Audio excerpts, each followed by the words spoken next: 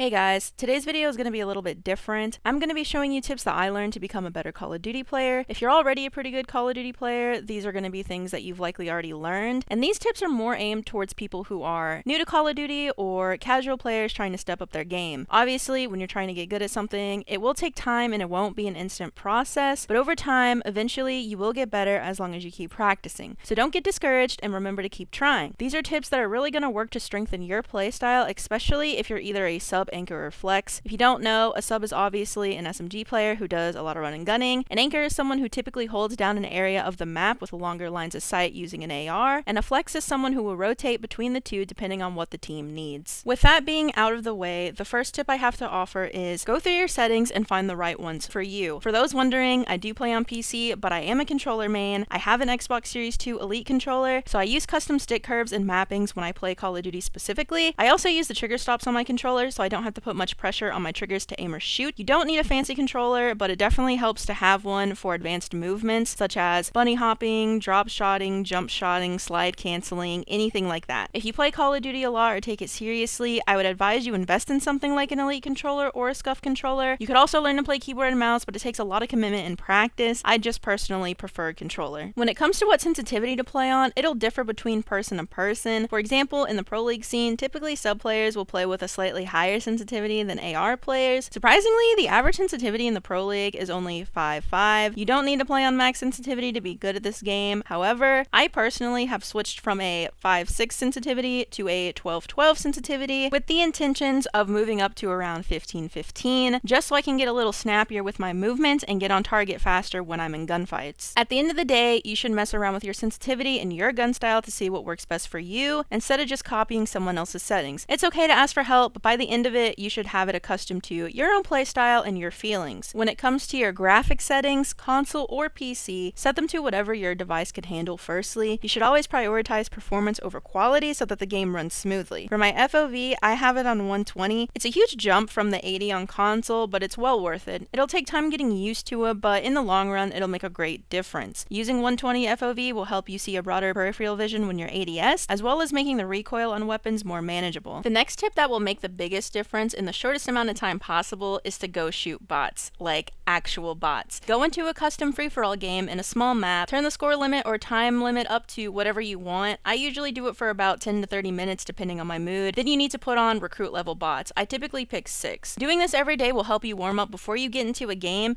It also acts as an aim trainer, so you can train yourself to get quicker reaction time. This is why it's important to do it on recruit difficulty rather than veteran. You're not shooting bots to try and be cracked. It is simply aim training and teaching yourself quicker reaction speeds rather than how to win a gunfight. Speaking of gunfights, let's talk about how to get in them and where to find them. This is the most important tip I have to offer, which is paying attention to your minimap and also using sound. When I'm playing casuals or competitive games, I spend 80% of the time looking at the minimap rather than my actual screen. The minimap is something that you can always rely on to give you the information that you need. It tells you where you are, where your team is, and indirectly tells you where the enemy team is. For example, if you see all your teammates in one spot on the other side of the map, chances are that you're in the enemy spawn area, so you know that there will be enemies around you, so be prepared to get into multiple gunfights. It's better to rotate with your team loosely so you don't end up in a predicament like that until you're really learning the game and you know how to prioritize kills so you're not getting overrun by enemies. The minimap is also important because if your teammate gets in a gunfight, you can see which direction they're facing, so you know where the enemy is and you can either try to help your teammate or get the trade, which means killing the enemy that just killed your teammate. But be aware the enemies will also use their minimap and will have the same information you do. Sound is also equally important because it can tell you what kind of gun someone is using, the general area of where they are, and if they're running, sliding, jumping, anything of that sort. For example, if you hear a shotgun, do not try to push that person. Keep as much distance as possible so you don't die in one shot. On the other end, if you hear a sniper or an AR, try to get in their face.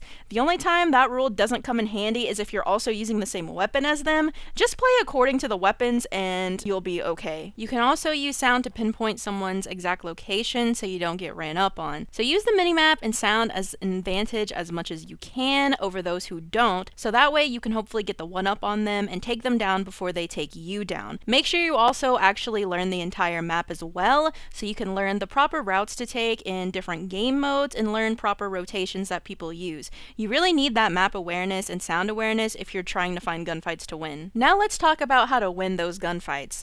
The best way to learn how to win your gunfights is to ego challenge everything. Play as confident as possible. You might get shit on in the beginning, but that's just a part of the process. When you ego challenge every gunfight, eventually you'll learn which gunfights you can and cannot win. In my opinion, your best chance at winning gunfights when you're ego challenging someone who knows where you are and you know where they are is to either slide around the corner and jump while entering the gunfight, because for one, they won't expect you to ego challenge them if they know that they're in a good spot, and for two, they will most likely be pre-aiming you and waiting for you, and if you come around the corner at a high speed jumping into the gunfight, they most likely won't be prepared to stay on a quick target. However, when you go against better players, this is something that they will be prepared for, and that's when your gun skill really comes in hand. You really have to hit your shots when ego challenging good players or you will fail, which brings back the point of why you should shoot bots and practice aiming and shooting. Either way, keep ego challenging no matter what until you know what situations you can win for sure and which ones you can't win for sure. Getting shit on by people who are better than you teaches you the mistakes that you're making and how other people play, which will set you up to be able to make the correct decisions in a short amount of time. Something else that also might help is going back in theater mode so you can analyze your mistakes or good plays to figure out what you should or shouldn't keep doing. So not only does getting shit on by people who are better than you help you, but you should definitely try playing with people who are also way better than you. You will see your teammates do things in certain situations, what moves they make, or what routes they take. Eventually, after playing with them, you will see yourself mimicking the same moves that they make and see why it makes sense. Game sense is a huge factor in Call of Duty. If you're not that great at gun skill, your game sense will be your next best friend. You can teach yourself different plays and you can make them without needing to ego challenge someone or put yourself in risky gunfights. It's always better to play smarter and not harder. Game sense is something that can't be taught but is learned over time with experience. For example, experienced Call of Duty players know that if they're in a 1v5, once they get a single kill, you will almost always see them turn around instantly because there's a 99% chance that an enemy is flanking them ready to get the trade. People constantly complain in games saying, "How did he know I was there?" And the answer is simply because they had a better game sense in that situation and it was extremely predictable. Prediction is the main thing you want to focus on when trying to get better game sense. If you can predict the enemy's next move, you'll always have the upper hand. My last tip is probably the least important of these and usually just takes a little bit of common sense, but you should always make sure your loadout is good to go. So let's talk about the classes of weapons and what you should be putting on them. If you're using a sub, make sure you're using attachments that have to do with speed,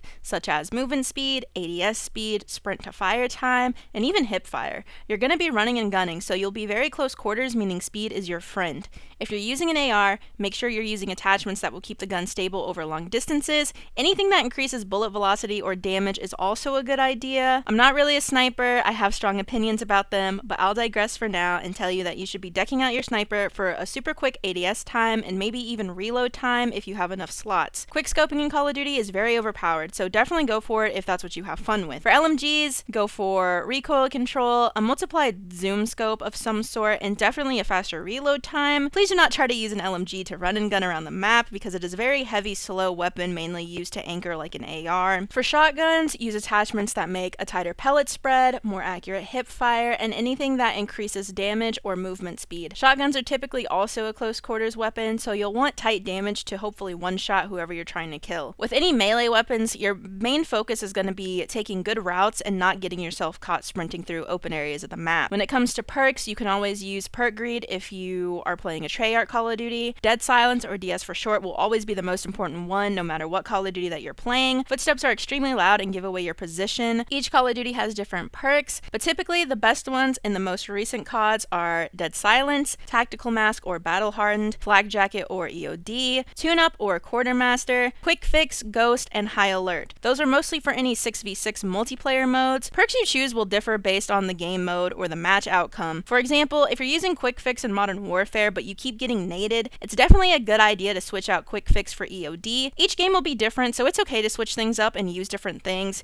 It's important to counter build in Call of Duty so you're not getting destroyed, and not a lot of people understand that. If you guys ever need help, I can always try and help you guys make classes. You can hit up my Discord server and I'll be there to give you a class, or if you have any other questions. The link to my Discord server will be in the description box along with all my other contact information. Please know that these are what I consider to be the biggest tips because these are what helped me become the player I am today, which is a huge improvement. These are core values rather than just giving you OP class setups or sneaky spots and maps. These will generally help you in every Call of Duty game you play, or maybe even other FPS games as well. If you keep these things in the back of your mind, you will 100% see yourself improve. For now, that's the end of the video, and I will see you guys in the next one.